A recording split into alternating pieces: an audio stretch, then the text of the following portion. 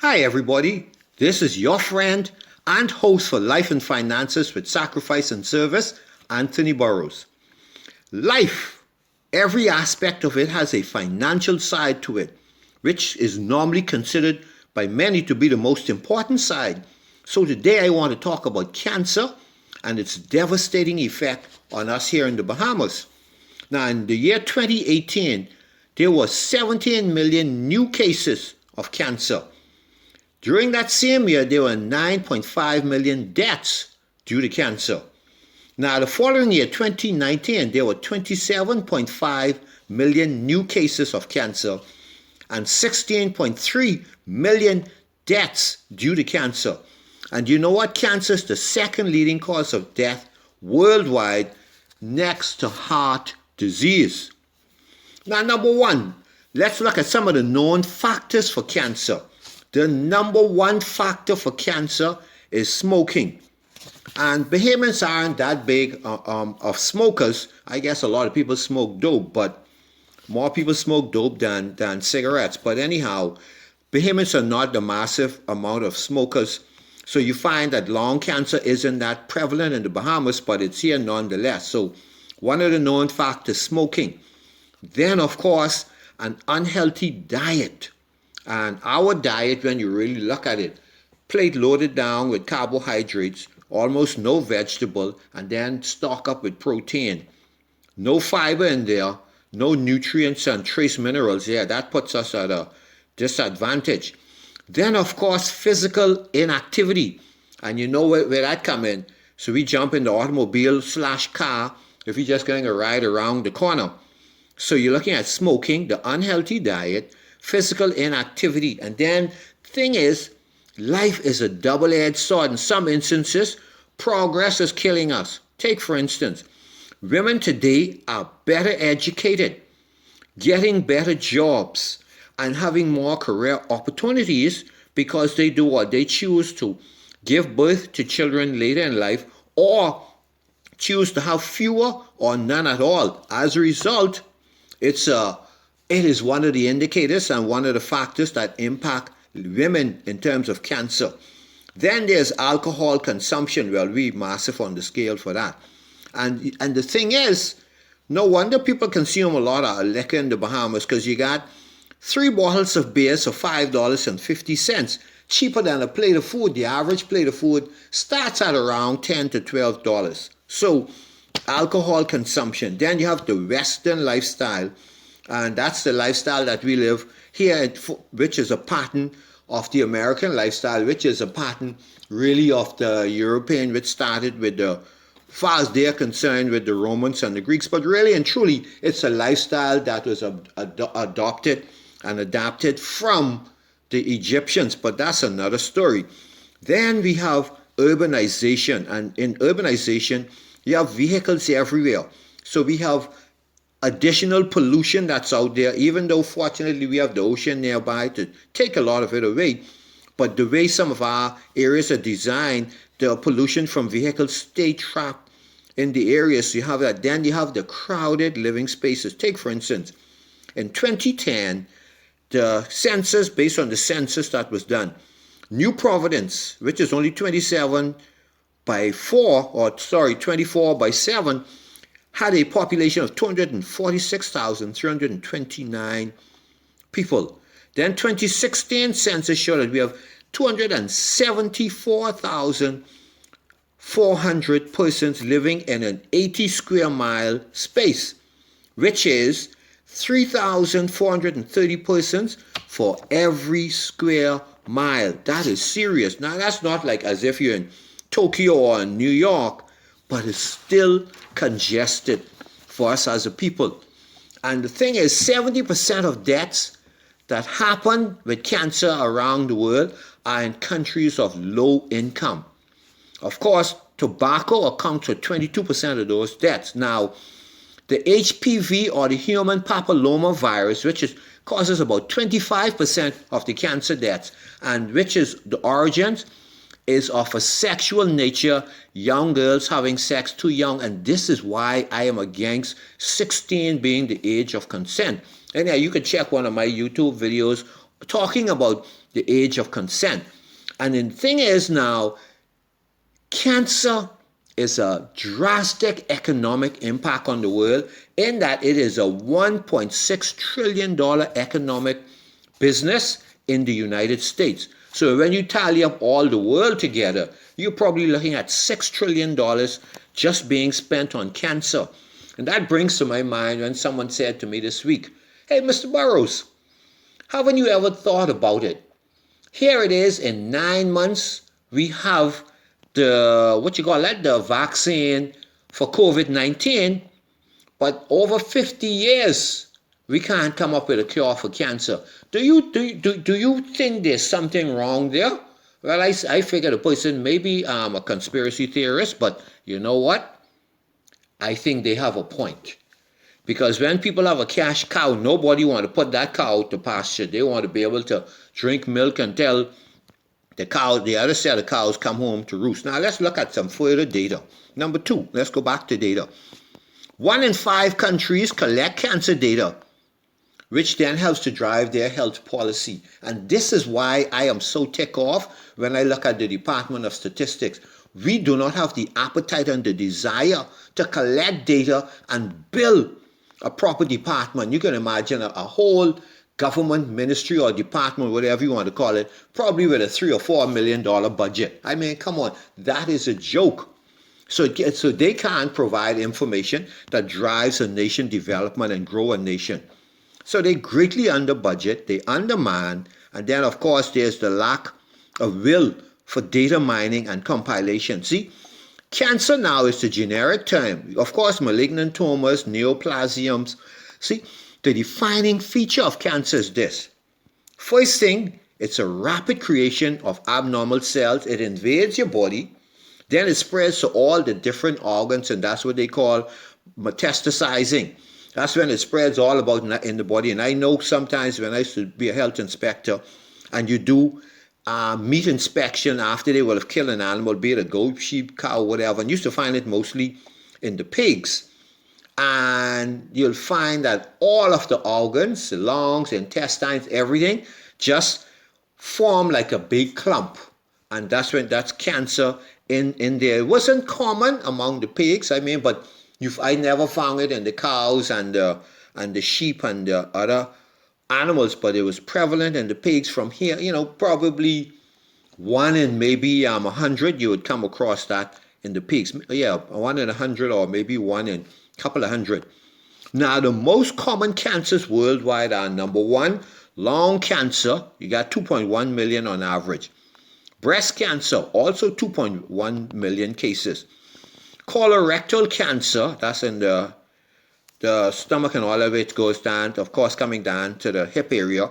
1.8 million cases normally. Prostate, 1.3 million. Then skin, 1.1 million. Stomach, 1.03 million. Wow. Still, if it's your individual, that's significant. Now, some of the causes of cancer. Number 3, let's look at some of the causes of cancer. And they have, let's remember, a carcinogen. It means it's simply a cancer-causing agent. So you have physical carcinogens, for instance, ultraviolet rays, radiation like X-rays and things of that sort. Then you have radioactive materials. I can remember as a boy when it was purported that the British had allowed the United States or some nation to dump radioactive atomic material, radioactive, in our ocean. That was prior to 1973. I can remember it being talked about.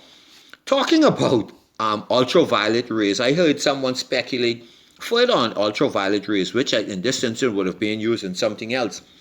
That when Shawnee Miller was nearing the finish line at was it the Olympic or the World Championship? One of those. And all of a sudden she jumped and then grabbed her I think she grabbed her hamstrings. So someone figured she had gotten a cramp. But when she crossed the finish line, then she was fine. And someone indicated, you know what, she was shot with an ultraviolet ray. That disrupted her, allowed the other person to get across the finish line. But, that's a conspiracy theorist. But I think it holds a little bit of water. I don't know. Then you have those chemical carcinogens. For instance, you have asbestos, tobacco. Then you have the aflatoxins, toxin. These are things that grow in the soil and molds and all of that. That's why sometimes you really got to be careful. So you go in a building, for instance, and it's moldy, it have molds, and until you understand what type of mold it is, best to put on those masks and put on your hazmat suit.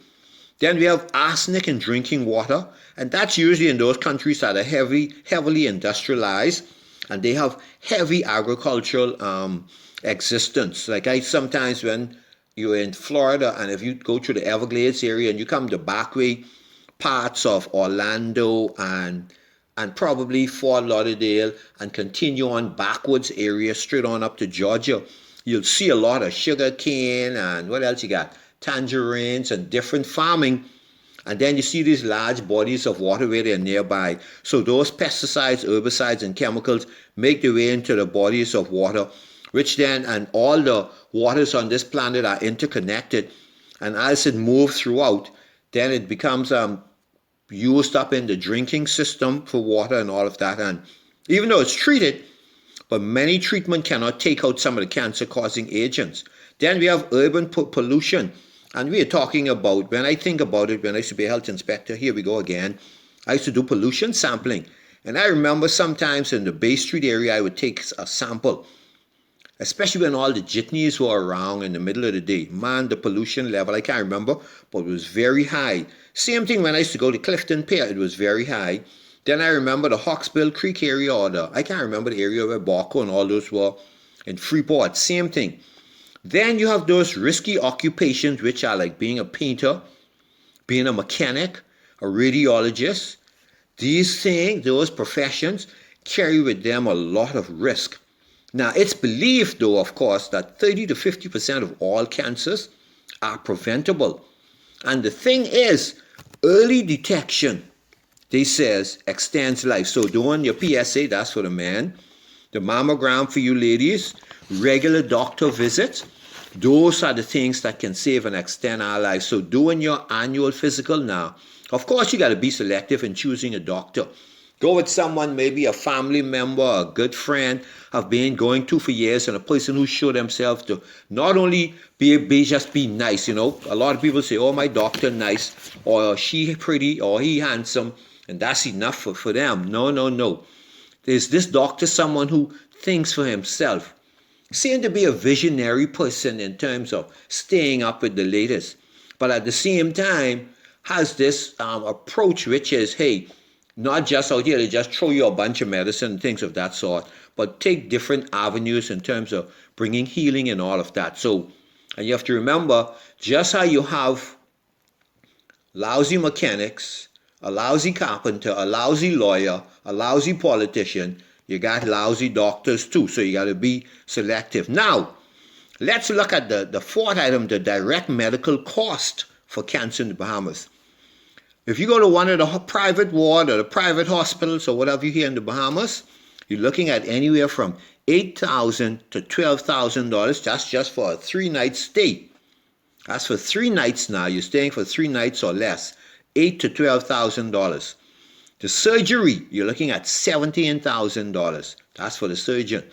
The anesthesia, or some people call them the anesthetist, that's another $7,000. I couldn't get any information in terms of radiation.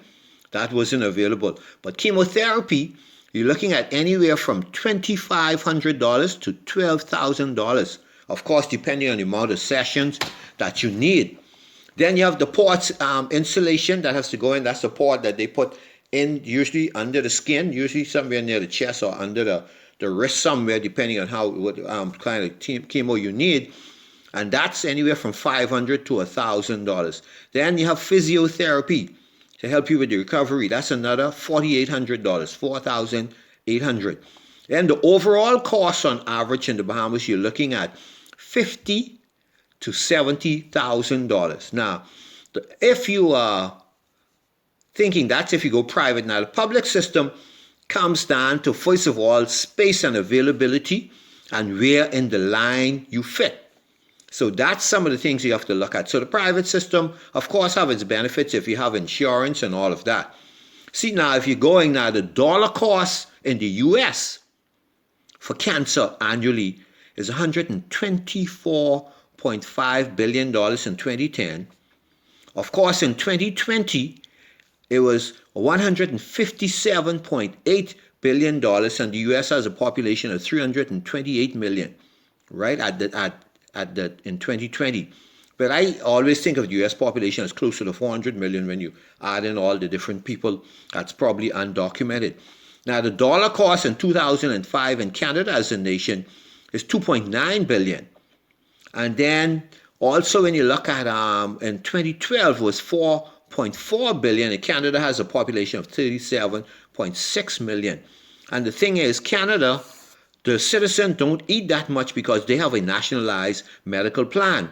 Then the dollar cost in the UK, they have a population of 66.65 million, and it was something like $9.5 billion. And again, they have a nationalized medical system, so the citizens don't eat the cost that much. They basically pay their taxes, and then they come in on the back end and get it, what you might basically call virtually free. Now, when you look in Jamaica, you're looking at, for instance, if a lady's getting a breast cancer, and then you're looking at just surgery and things like that, you're looking at just over $4,000. Then for the chemo, you're looking in the neighborhood of $3,000. So it's a little cheaper in a place like some parts of our Caribbean than it is here for us in the Bahamas. Then also you're going to have, when you're looking at the financial cost, you're going to have lost wages that are due to time away from work. That's if you're not a government or quasi-government employee. Because the quasi-government and the government employee, they can get paid twice. They can scoop in that barrel. They can double dip when they get in the barrel because they can get their salary. Plus, they can turn in their form where they then send to their human resources, which then sends to HR. To their HR, which will then in turn send it to NIB. So they get their salary and then they go to NIB and collect their sickness benefit and what have you. Whereas a person in the private sector, they lose that salary and therefore they have to count on that NIB part. We got to find a way to stop that with our civil servants being it, because we're robbing the system. And then nothing is there for future generations. So you have the lost wages. Now, when you look at it, a time away from work usually be in the neighborhood of 10 weeks. Then you're going to have to deal with the cosmetic implants, the bras, the wigs, the plastic surgery. Then you got to go on medication, usually from 5 to 10 years. Some people on it for the rest of their lives. Then if you're going to look at surgeries overseas, I'll tell you, that could add up, because you're going to have the airline ticket. Then you're going to normally have a person that's accompanying you. Then you have hotel stay.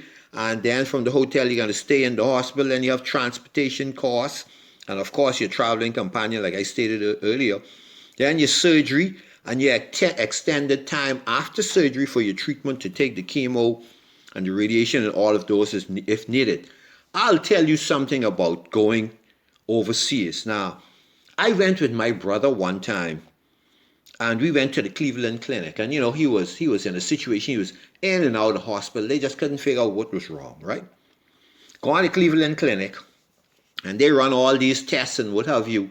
And at the end of the day, they would stomp themselves, gave them a little medicine and what have you. Came back home, laid hands on a particular doctor here, and what that doctor did was to run all the various tests and whatever. And you know what? It was that doctor who figured out, oh man, you have a particular gland issue. I was able to just say some medication and things like that, and boom, back to normal.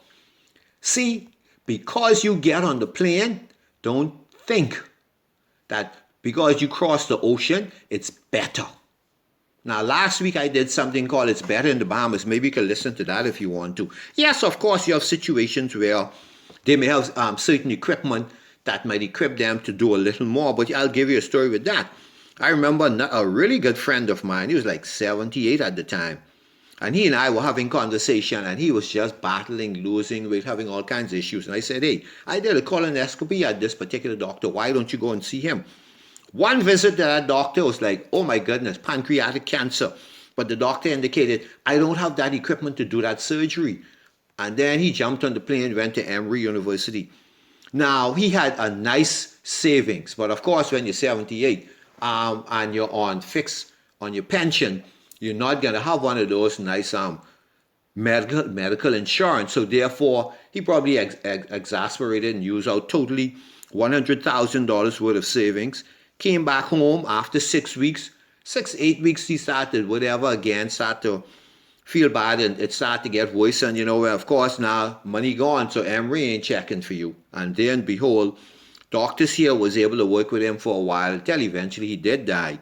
But then I think of another instance, right? So you had the Cleveland Clinic couldn't figure out, and of course in my brother case, the doctor here in Nassau figured out.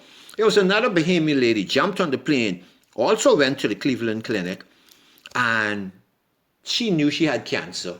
One of the doctors here realized it, and so she go on there and figuring, and one of this doctor here said, "Oh, wasn't nothing he could do." So she went to Cleveland Clinic, and after, like I said, "Oh, nothing we can do." She came back home, got in a conversation with someone. They said, "Hey, go and see this particular doctor. I think he should be able to deal with that." And Cleveland Clinic gave her 6 months. She went back to see that. When she went in to see this particular doctor, he said, "Hey, we have some new stuff. Let's try it, whatever you need." And you know what? Her goal was simply to live that end of that 6 to 8 months to see her son graduate high school. And you know what happened? At the end of it, he graduated high school. Not only high school, then he graduated college. And not only did he graduate college, got a job, got married. And she is still here 8 years later. So don't just throw in the towel and think because you jump on a plane and because it's from abroad that it is better. No, my brother. See, the thing is, it's at a higher cost when you go overseas. And I'm thinking overseas mainly if you're going to jump on the plane and go to the US. Well, Canada and the UK and those, they're not going to even accommodate you because they're citizens in line with their system. Now, the thing is, persons from these countries where they have nationalized medicine like Australia, New Zealand, the UK and Canada, they'll be saying here, "Oh, y'all Bahamians, why y'all want to get nationalized medicine, yada, yada, yada. It's not feasible, it can't work, yada." As soon as they bug their toe, what do? They jump on their plane, they head back to New Zealand, Australia, the UK, and Canada, get their surgeries, get their treatment, and then about 2 to 3 months later, they return home. The idea is that, hey, it's good enough for them, but for us Bahamians, it ain't good enough. You see, I say to us as Bahamians, put together that plan. Let us all pay our fair share and let's get this thing going. Nationalized medicine. This is now the next majority rule and independence for Bahamian. Nationalized medicine system. And doctors will get paid. Nurses will get paid. Hospitals will get paid. And it will be all of us collectively carrying each other. So let's perish this thought. Anything that's for we as Bahamians, stop spitting on it. And then anything that's for foreign and abroad, we grease it with gold. No, no, no. Let's remember, no one is looking out for you. So you got to look out for you. We have to look out for this Bahama land. National medicine, we got to see that in our lifetime. And what did I say? That's the next majority rule issue. That's the next independence. Now that those two are gone, that's the one that we got to get going. Of course, we need to prop up our democracy and do some other things too, but those need to happen. Now, let's look at cases in the Bahamas. This is my 5th point here. In 1989, there were 356.8 cancer cases. Then in 2007, there were 538 cases. 2016, it gone down a little bit, 453 cases.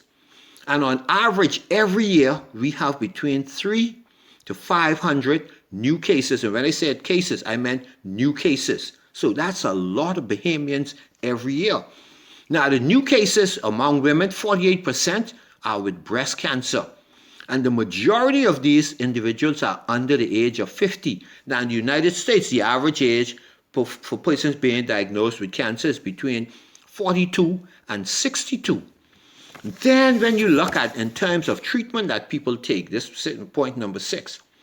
After, for instance, you're at home and you start having pain or lump or whatever it is that send you to the doctor, and remember, annual physicals should be sending you to the doctor and other little things along the way. Don't wait for pain, lump, and all of that. So after these manifestation of symptoms and pain and signs and all that, doctors will usually go through the eye, arm, and do all the light and all that and test you and then check your body physically. Then they will send for some tests and the blood work and all that. Then they'll do some scans, ultrasounds. Then they'll get to the point where they take biopsies, which means they'll scrape a piece of a cell of that particular organ where the issue is. Sometimes they'll do MRIs, they'll do EKGs or ECGs, this electrical cardiogram stuff, and then they'll do echo sounding of the organs, right? Then they come up with their diagnosis.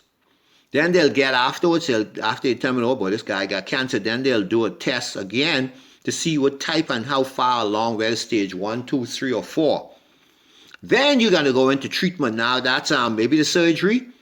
Then you're going to have the treatment, which is medication, which is the chemo, which people say is horrendous. Because I can remember my brother when he was probably, 12 maybe, when he had a brain tumor, cyst in the air, something in the throat, the whole 9 yards, and something in the nose.